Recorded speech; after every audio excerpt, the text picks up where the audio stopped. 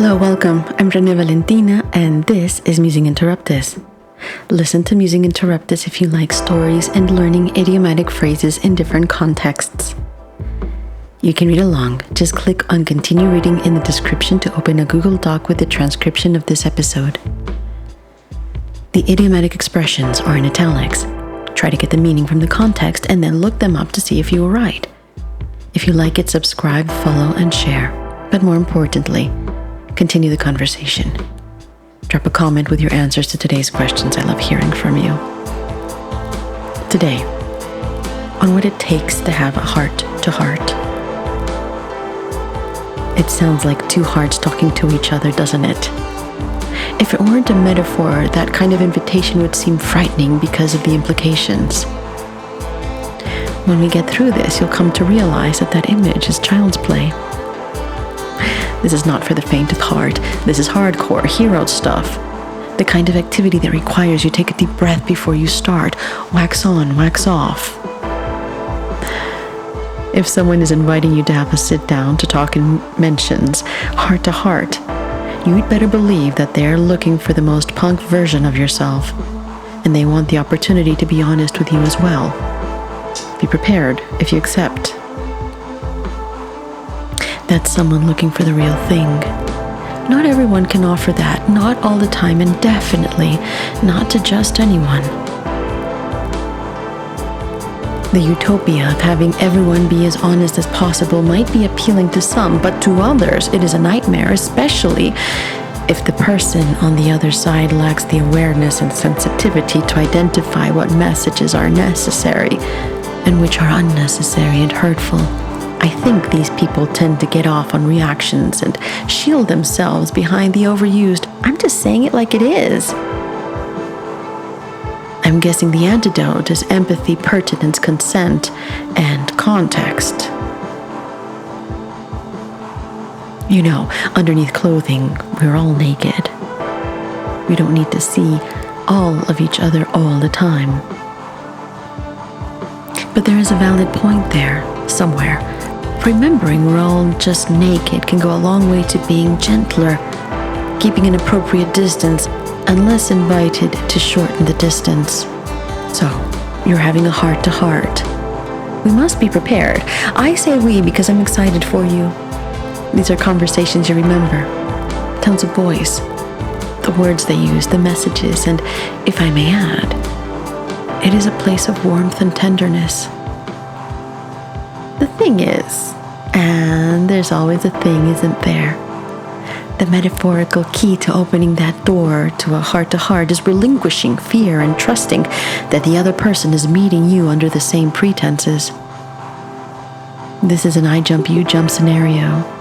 The terrifying part is saying something that makes you feel vulnerable, the jump, and noticing that the other person doesn't catch you or jump with you, or worse, being ridiculed, laughed at, diminished, making the whole endeavor feel futile, and remembering why you don't go around life like this.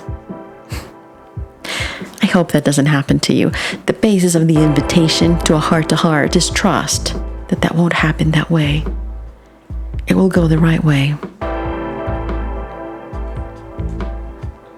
It is a good thing you aren't really jumping into the abyss at the same time. You both might end up piercing the atmosphere and aimlessly floating around outer space until you find a wormhole, get sucked in, and with any luck, you'll be sent back to where you came from. Something about order and chaos needing to be balanced out. What a trip. That said, not everyone can, will, or has the ability to have this type of conversation, or relationships for that matter. Sometimes it is about the person. Not everyone gets to have access to the best of who you are, or the most honest slice of you. You get to choose that. If your heart is not in it, meaning you don't actually feel it, need it, want it, it is honest to decline politely. Being polite costs the same as being rude. It is a choice. Once you have established that you are going to have a heart-to-heart, you might as well prepare. And I think it is high time we came up with a ridiculous ritual. Rockers and performers galore have rituals, even teachers. especially before that first class. I'll put this on the table to start with, and then we can add to or subtract from that. First, take a few deep breaths to release the tension from your muscles. Second, I recommend doing something that reprograms your general demeanor and outlook on life. Is it a quick shake? It's good to get out of your head and be aware of your limbs. Spin around once, jump twice, and blow a kiss to the memory that makes you smile. I should have started there. You need a memory with your interlocutor that makes you smile. Drink half a glass of filtered water and leave it half full. Water a plant with the remainder. Honestly, I think the best we can do before this, now overhyped conversation is calibrate our expectations. Hope for the best. Be your best version at meeting the other person halfway, showing empathy and being receptive to what the other person needs and what you need. Ultimately, it seems like these conversations are meant to help transform reality. Even if it's just about feeling heard and emotionally supported, that's a win in my book. That should do it. There are no guarantees.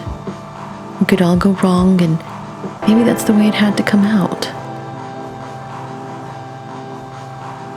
That means that no matter what the outcome, it will always come out right. Thank you for listening. The background music is by Moby Gratis. The mix and master were done by Jesus Ario, my sound partner. What would you add or subtract from the heart-to-heart pre-ritual? What was your last one of these about? When is your next one? I'm listening.